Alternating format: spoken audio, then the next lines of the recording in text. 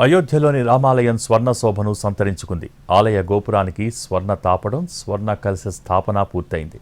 ఇక ఆలయంలో జరుగుతున్న రామ దర్బార్ ప్రాణప్రతిష్ఠ పూజా కార్యక్రమాలు రేపటితో ముగుస్తాయి. అయోధ్యలోని రామమందిరం స్వర్ణ శోభితమైంది. ఆలయ గోపురానికి స్వర్ణ తాపడం పనులతో పాటు కలశ స్థాపన పూర్తయింది. ఇక రామ్ దర్బార్ ప్రాణప్రతిష్ఠను పురస్కరించుకొని ఆలయాన్ని పూలు, విద్యుత్ దీపాలతో సుందరంగా అలంకరించారు. సోమవారం సరయూ నదీ తీరంలో శ్రీరాముని ఊరేగింపు జరిగింది. నిన్న రెండో దశ ప్రతిష్ఠ కార్యక్రమం, రామ్ దర్బార్ పూజా కార్యక్రమాలు ప్రారంభమయ్యాయి. రెండో దశ ప్రాణప్రతిష్ఠ కార్యక్రమంలో భాగంగా రామ్లల్లా ఆలయంలోని మొదటి అంతస్తులోని రామ్ దర్బార్ కాంప్లెక్స్ లో దేవతామూర్తుల విగ్రహాలను ప్రతిష్ఠిస్తారు. ఈ కార్యక్రమంతో గంగా దసరా ఉత్సవాలు ముగుస్తాయి. రెండో దశ ప్రతిష్టాపన సందర్భంగా అయోధ్యలో హై అలర్ట్ ప్రకటించారు. ఆలయానికి యాంటీ టెర్రరిజం స్క్వాడ్, ఏటీఎస్ కమాండోలతో పాటు స్పెషల్ టాస్క్ ఫోర్స్, ఎస్టీఎఫ్ సిబ్బందితో భద్రతను ఏర్పాటు చేశారు. ఆర్మీ వెహికల్స్తో గస్తీ కొనసాగుతోంది.